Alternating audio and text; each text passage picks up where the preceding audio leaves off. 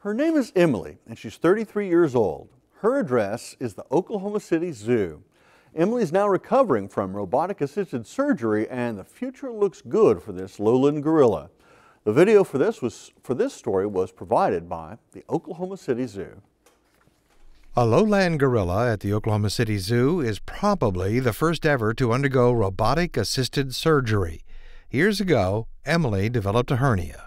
In 2010, we had actually done an examination on Emily and discovered that she had an umbilical hernia. The hernia did not change much until after March of 2015 and the birth of her daughter, Ruby. Thankfully, being a very smart animal and a very tractable animal, she was trained through operant conditioning to present her belly for the keepers, and we were actually able to ultrasound that on a monthly basis to make sure that there weren't any changes. But then changes began to happen. She started losing hair and her appetite would come and go.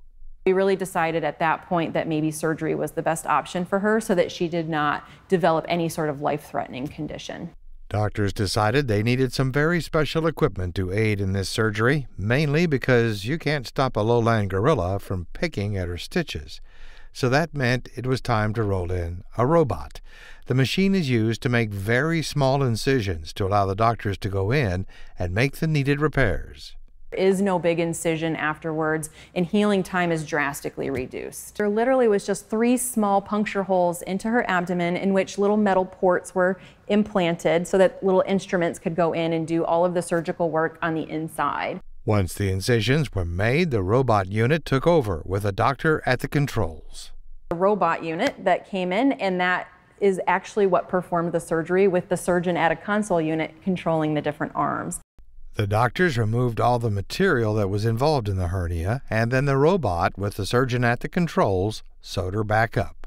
And then the defect was closed with primary suture, and then once the defect was closed, a mesh product was actually sutured around that as well to further stabilize the repair. Thankfully, the surgery went fantastic. It was perfect. We had a great repair, no complications.